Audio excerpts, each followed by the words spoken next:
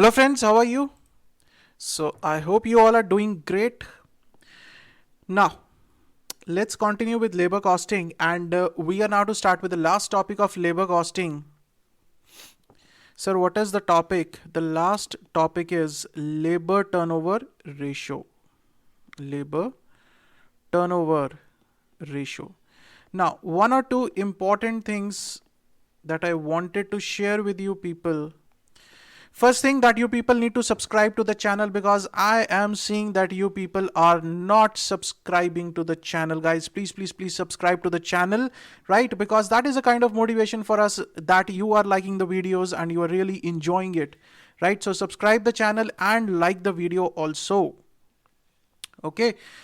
Secondly, share it with maximum people, all those who can take the benefit of these lectures. Okay, these are going to be absolutely free of cost, and it won't cost you either to share with other people who can take the benefit. Okay, you will in fact get the blessings of those people, right? Okay, so let's start with the last topic, that is labor turnover ratio. I hope you have understood the topic of the last topic that we have covered, that is incentive plans, Halsey and Rowan plan, one of the most important topics of labor costing. Okay. Now this labor turnover ratio, sir, is this topic important from the examination point of view? If I say this question can be asked from this topic for 5 marks, right? Or it can be asked for up till 8 marks also. I'll tell you what kind of question can be asked in 8 marks. I will show you that question. We'll do it in the these lectures, the question which can be asked in 8 marks also, right? Now, let's try to understand, sir, what is the meaning of this labor turnover ratio? What does it signify? What is the meaning of this labor turnover ratio? Sir, labor turnover ratio shows the change in labor force, change in labor force over a period of time, over a period of time. Sir, what does it mean? Over a period of time. Sir, what does it mean? Say on 1st of April, say on 1st of April 2020, right? I have 600 workers working in my factory, right? Now, at the end of the year, say on 31st of March 21, when I looked at my register of employees, I found out that I have only 550 workers working in my factory. So now I want to analyze a few things. That during this period, why there is a change of 50 workers, right? From this interpretation, from at the look of this, you might interpret that, sir, 50 workers have left the factory, right? This is a plain interpretation. This is a layman interpretation, isn't it? That 50 workers left the factory during the year. So I can say that during this period, 50 workers left the factory, right? So labor turnover ratio signifies the change in the labor force from 600 to 550 during this period. Clear? Now, taking another scenario, say on 1st of April 2020, there are 600 workers working in my factory. At the year end, say on 31st of March 2021, when I looked at my employee register, there were 650 workers working in my factory. So that means during this period, 50 new workers joined my factory, isn't it? Right? This is a layman interpretation. I'm just talking up as a layman, right? I'm not going into the details of the topic as of now. What I'm trying to make you understand is that what does labor turnover show? Labor turnover show means the change in the labor force over a period of time, right? That during this 1 year, what is the change in my labor force?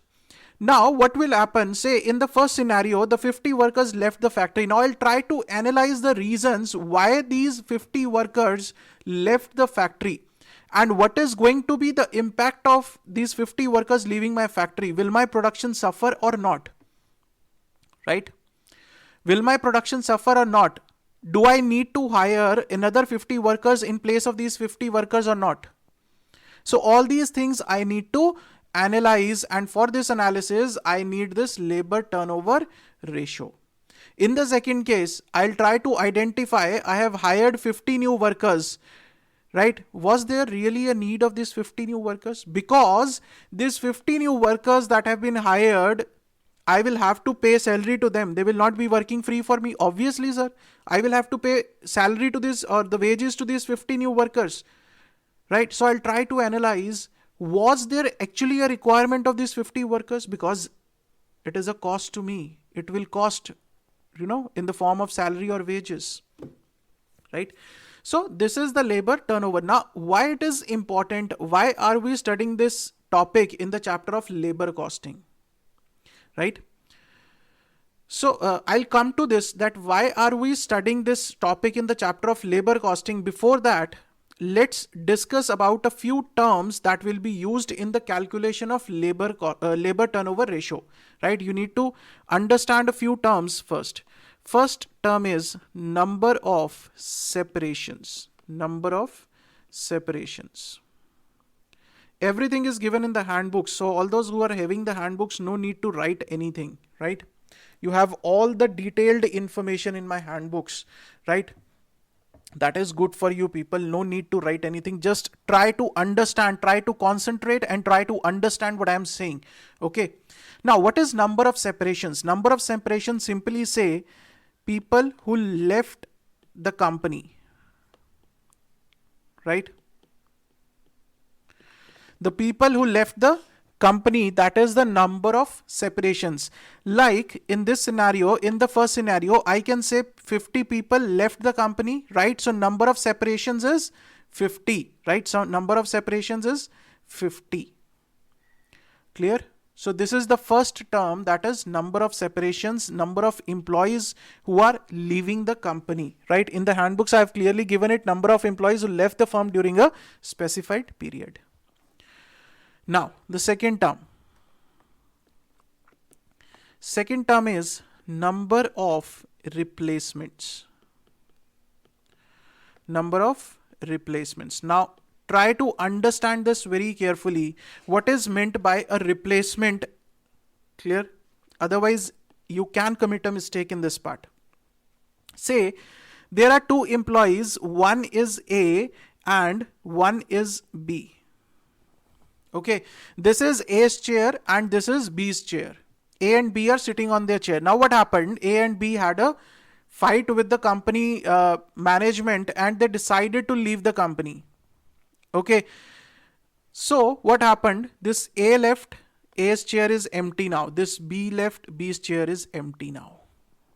Are you getting the point? What happened? A and B left the company. So A and B will be counted in the separations. Now what happened? The company says these chairs are empty. We have to fill these chairs. They fill with whom? They ask C and D. They hire C and D to sit on these chairs, right? So this is called replacement. That is replacing the old employees with new employees. Okay. This is replacing old employees with new employees, right? This is called number of replacement. Now what happened?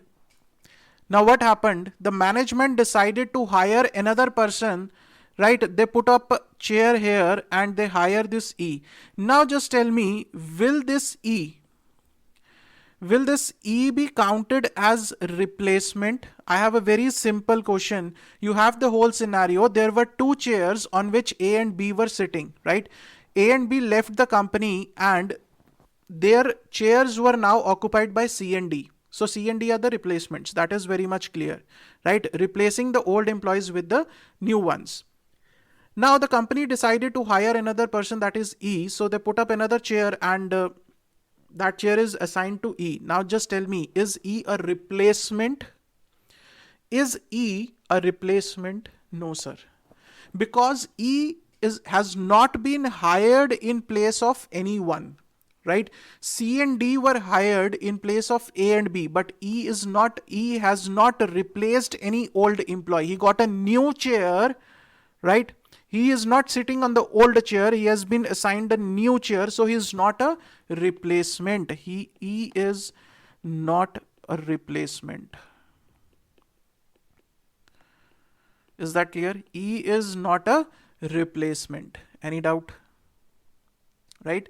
So number of replacements in this case will be 2. That is, C and D has replaced A and B. Clear this much? So this is the second term, that is number of replacements. Number of separations is total number of employees who have left the company, and number of replacement is the new employees have replaced the old employees. They come and sit on the old chairs. Now, coming to the third term. Sir, coming to the third term. What is the third term? Number of new joinings.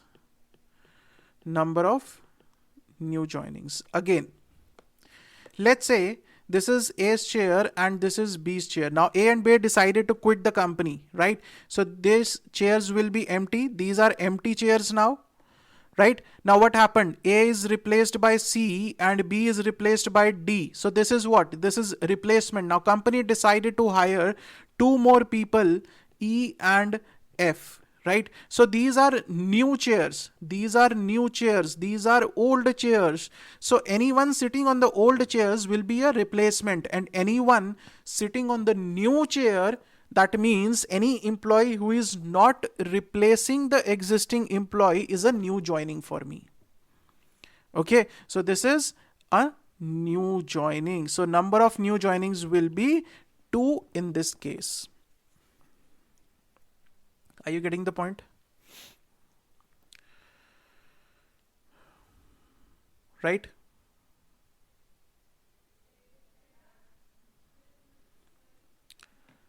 Okay, so 3 terms: number of separations, number of replacements, and number of new joinings. Now, there is a 4th term also. The 4th term says number of accessions.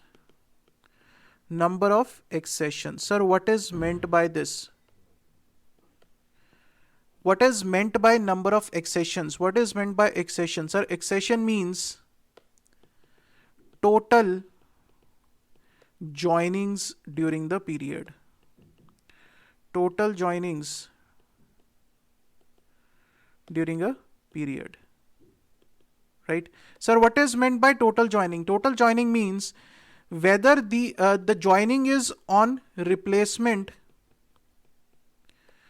whether joining is on part of replacement or it is a new joining, not a replacement. So the sum total of replacement plus new joining, 2 plus 3, okay, that is my accessions. That means the total number of people who have been hired during the period, whether they were replaced or whether it is a new joining. So what I want to know is the total number of people joining during a particular period. Clear? So these are the 4 important terms to understand before we go on to labor turnover. Okay.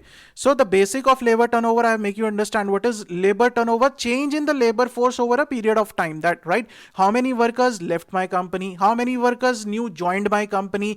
How many workers replaced the existing workers? So all these things I need to study. Now coming to the point. Sir, what is the point? Now point is, why are we studying this topic in labor costing? Sir, why are we studying this topic in the labor costing? Now, try to understand. Sir, in case of separation, say 50 workers left my company, right? So what will happen? 50 workers left my company. What will happen?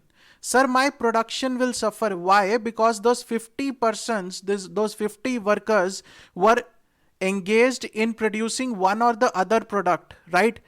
Now, if those 50 persons leave my company, my production will suffer. Obviously, sir. Whatever production those 50 people were doing, that production will not be there.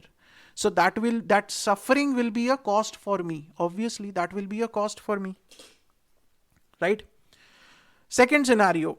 Say I hire new people in place of old people, I hire new joinings are there. What will happen then? How it is a cost for me? Sir, whatever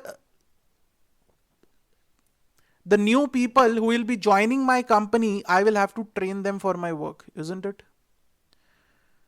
I will have to train those people for the work that is being done in the company.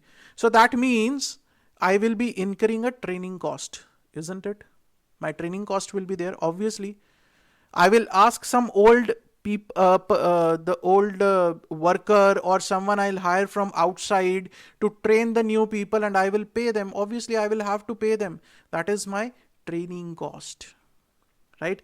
In case of separation, what is happening? In case of separation, my production will suffer. If my production will suffer, my profits will suffer. Obviously, sir. In case of replacement and new joinings, I will have to train the employees. That is also a cost for me. That is why we are studying this topic in the chapter of labor costing, and that's why it is relevant for anyone to understand this labor turnover ratio, right? That why factories, why companies calculate this labor turnover ratio, because they want to identify the reasons why their workers are leaving the company. It may be due to some of the policies of the company, right, which might not be in line with the employees' thinking. So employees are not satisfied. Okay. So the company needs to find out the reasons that why the workers are leaving the factory. They need to rectify these reasons. Otherwise, this cost can be really heavy for this. Right? So that is why this labor turnover ratio is important for anyone to calculate. Okay, now you have understood this. Now there are various ways of calculating this labor turnover ratio. Basically, there are 4 ways of calculating this labor turnover ratio. There are 4 methods, I can say, methods of calculating labor turnover ratio. So I'll say methods of calculating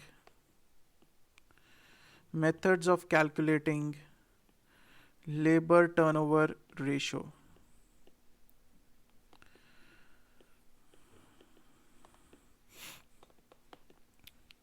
Right, sir. The first method is separation method. First method is separation method.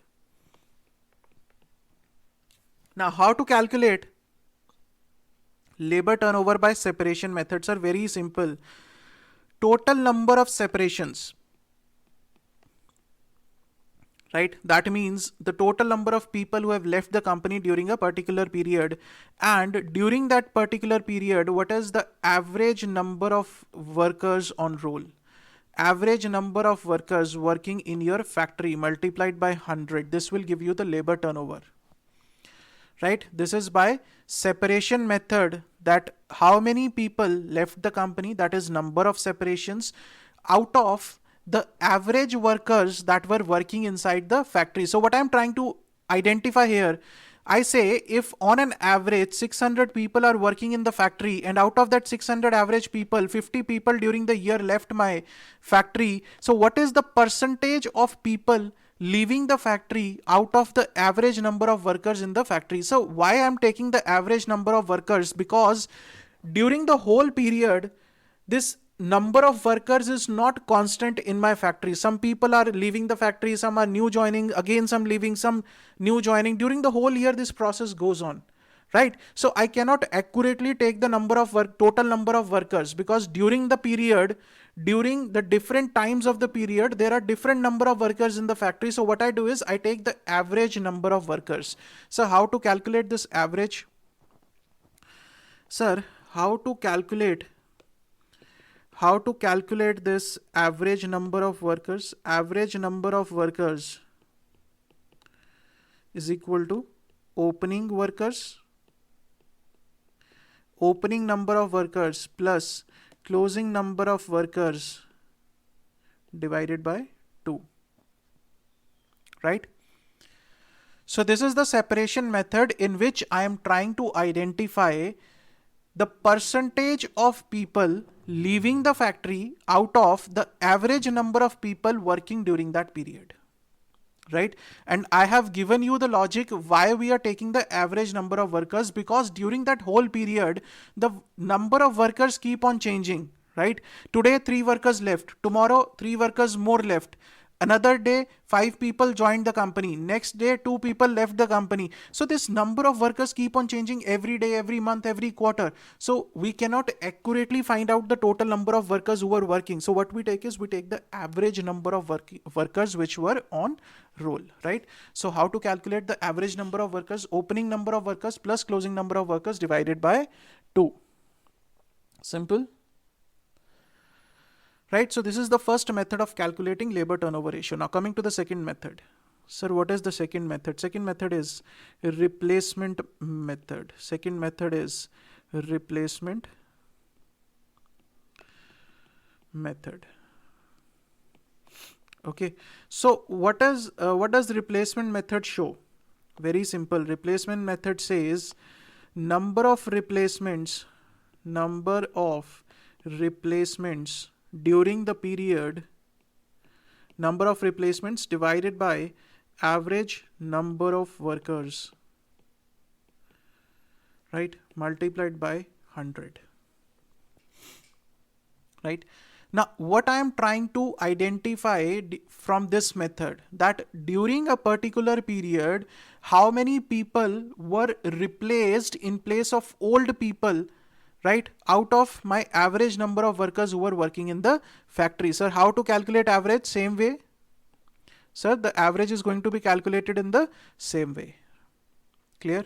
So the replacement method shows that how many people replaced, what percentage of people, right? What are we trying to identify in the labor turnover ratio is the percentage of the people that have been replaced, right? That have been replaced with the new ones out of the average number of workers working in the factory. Clear? So this is the second method of calculating labor turnover ratio. Now, moving on to the next method, third method. Third is flux method. Flux method is a combination of separation and replacement method. So there are two approaches to calculation of flux method. So I'll show you both the approaches. What is approach 1? Approach 1 says calculate by number of separations plus what?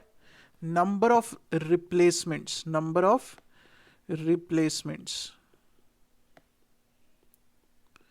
Okay, divided by average number of workers multiplied by 100. This is approach number 1, where they say what you have to take is see the total persons who left the company and the total number of replacements during that period. So the flux method is a combination of both the methods, the combination of separation and replacement method, right? The second approach to flux method is, sir, what is approach 2? What is approach 2? Approach 2 is number of separations plus number of accessions. That means the total joinings, right, divided by average number of workers during the period multiplied by hundreds, right? So this shows the total change in the labor force, right? That how many people left the company and how many people joined the company, whether they are replaced or whether they are newly joined. Okay, so total change in the labor force is shown by this approach number 2. In approach number 1, what we are taking is we are taking only the replacement part. We are not taking the new joining. So I cannot say the total change in the labor force, but in the approach number 2, I can say this is the total change in the labor force. That is how many people left the company and how many people joined the company, whether replaced or whether newly joined, divided by average number of workers multiplied by 100. Clear? So these are the three methods, or I can say four methods, because flux method has two approaches of doing it. So these are the methods of calculating labor turnover ratio. I hope this is clear. Easy, sir. Important topic for 5 to 8 marks. Only. Sir, only. But these 5 to 8 marks are crucial from examination point of view. I hope this is clear, the topic. See, understanding the topic is very important, then the practical part is easy. Okay. I hope you are clear with this labor turnover. So I've spent enough time to explain. I've tried my best to explain you that what this labor turnover ratio says. Okay. So now in the next lecture, what we are going to do is we are going to do some practical problems. We have 3 good practical problems, right? That is question number 15, 16 and 17. So a lot of people are having these files. They have got these questions from the mobile app. So you can download the mobile app. What you are going to get on the mobile app is a lot of good things, a lot of good courses. So you must download the mobile app, where you will get the costing study material question discussion series also. That is available in Hindi as of now, but very soon we'll be making it available in English also, right? So stay tuned, guys. So all those who can understand Hindi, they can definitely go for it. That is one of the most important series, sir. I have spent a lot of time, 27 hours on that series, on solving the whole ICI study material. And I'm sure, I can assure you one thing, that each and every question, each and every concept, right, you will not forget in the examination. That is my promise to you people. That is my assurance to you people, right? Okay, guys, so we are done with the labor turnover ratio. We are done for this lecture. In the next lecture, we'll be solving 3 practical problems, very good practical problems, expected practical problems in the examination, right? So see you guys in the next lecture. Till then, stay safe, stay healthy. Thank you so much.